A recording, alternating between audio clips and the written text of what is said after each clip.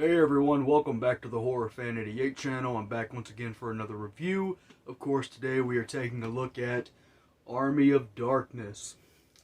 Of course, if you have not been following along with my review series, I am reviewing every film in the Evil Dead franchise leading up to, of course, Evil Dead Rise, which is probably my most anticipated film of the year. So if you haven't seen those reviews, definitely go check them out. I go more into depth on why this franchise is so important to me. So yeah, so the film Army of Darkness, this is the third and final film in the original Evil Dead trilogy, and it's a fun one, so let's go ahead and talk about it. So one thing, a few fun facts about this film, I guess, is that one of the titles that they wanted to call this film originally was The Medieval Dead.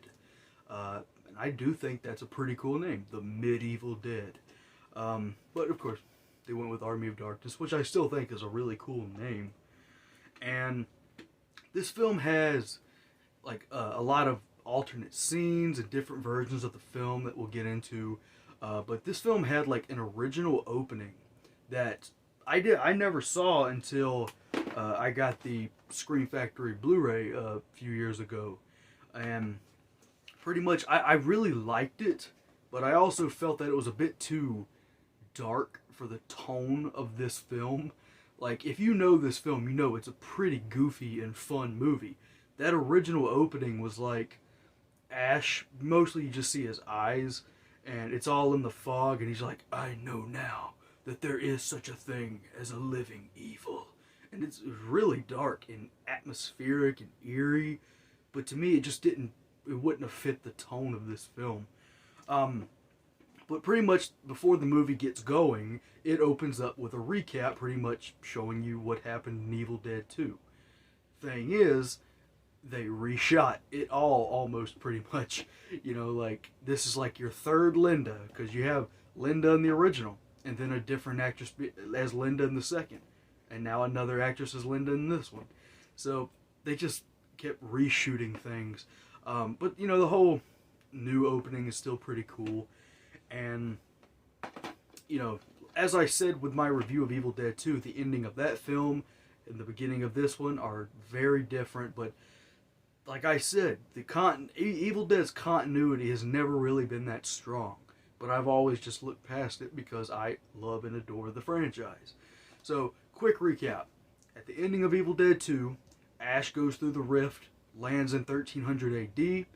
The knights surround him, and they're like, slay the beast of the Deadites. A winged Deadite shows up. Ash stands up, kills it, and they're all like, hail, hail. And Ash is like, no. And it ends there. This film opens up, of course. Ash does land in 1300 AD, but this time there is no winged Deadite, and they take him prisoner.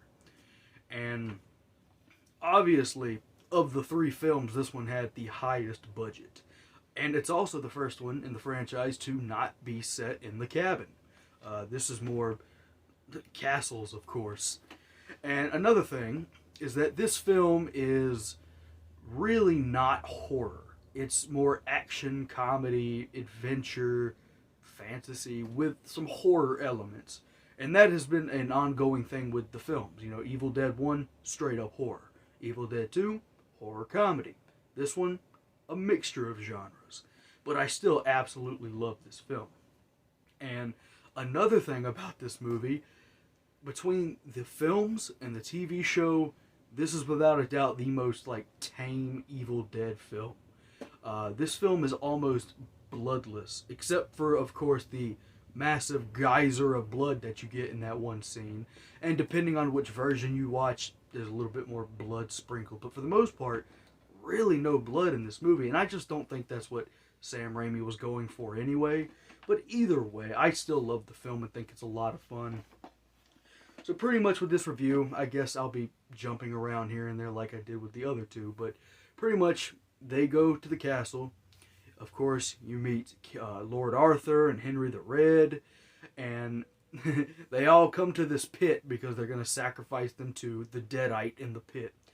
They push one of the guys down in there, and they're all just looking around it. And then, of course, you get that insane geyser of blood that just shoots from the pit. And the next thing you know, they throw Ash in the pit. And right off the bat, I want to say that it's beautiful set design. Like, it looks awesome in there. Of course, a Deadite shows up, starts beating the shit out of Ash. And then the wise man shows up, and he's like, "Strange one." He throws Ash's chainsaw into the pit, and one of the best scenes in cinematic history, in my opinion. Ash jumps up in the freaking air and catches the chainsaw perfectly on his wrist, and it locks in, and he kills the Deadite. Then, of course, out of nowhere, the Pit Witch shows up, and another excellent Deadite design. It just looks awesome.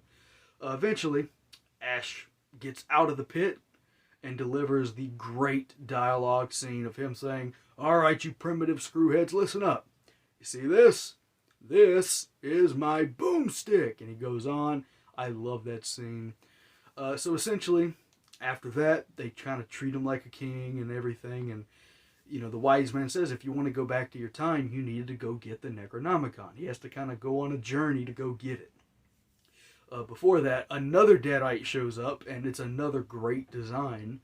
And it's very funny. You know, it's like, "You shall die. You shall never retrieve the Necronomicon." Ash once again takes it out very easily with a great one-liner. "Yo, she-bitch, let's go." Freaking love that.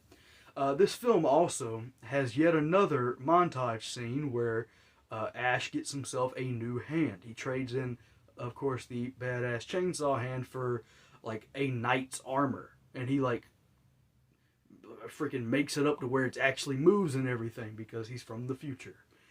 And it's cool because he still says groovy, and it's awesome.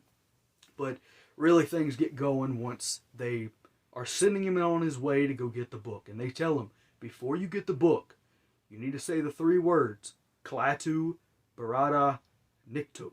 And he's like, "All right, I got it. And from here on, this is where a lot of the funny stuff comes in. You know, like, okay, like Ash gets to a windmill. And during this whole scene, a bunch of little mini Ashes start roaming around and freaking torturing him. Eventually, they hold his nose, and one of them goes right into his mouth. He swallows it, and then what happens is that mini Ash starts to grow. And he and Ash split into 2. So you have good Ash and evil Ash. Evil Ash is pretty much the big bad of the movie. Also portrayed by Bruce Campbell.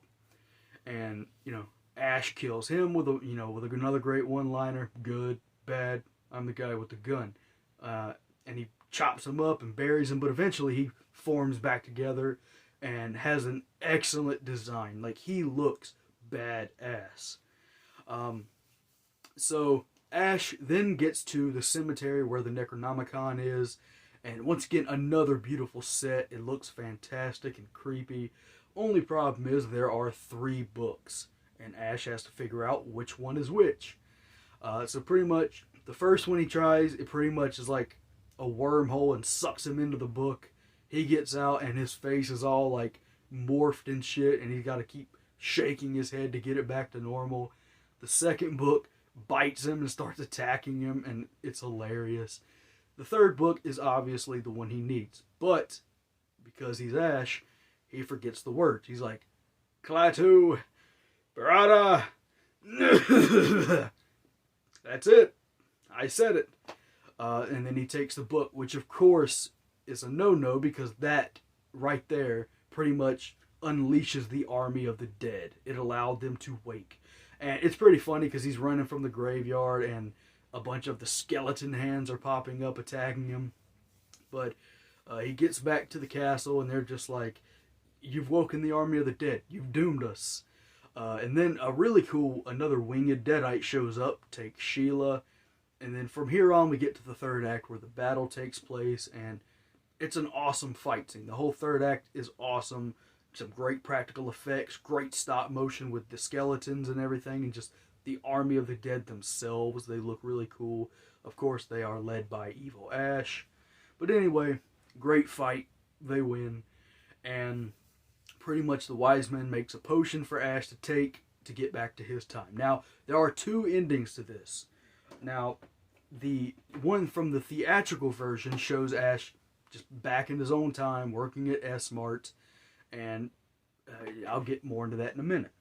The director's cut version actually is the original ending, where Ash takes too much of the potion, and by the time he wakes up, he's in a post-apocalyptic world, and he's screaming, "I slept too long," and then he just falls, and the movie ends.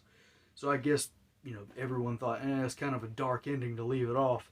So, the version we get, like I said, Ash is back in his own time, he's at S-Mart, a Deadite shows up, and a cool line, the Deadite starts wreaking havoc, Ash shows up, "Lady, I'm afraid I'm going to have to ask you to leave the store." And it's like, "Who the hell are you?" And you'd think the Deadite would know who Ash is.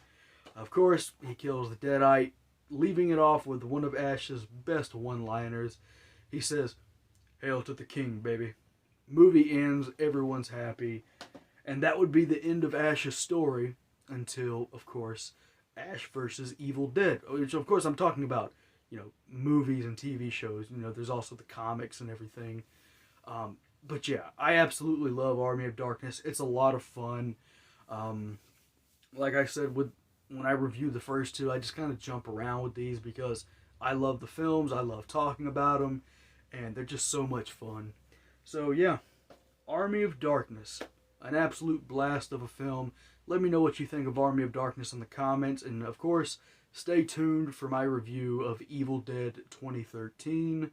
And yeah, with that being said, thank you so much for watching. I will see you on the next one. Peace out.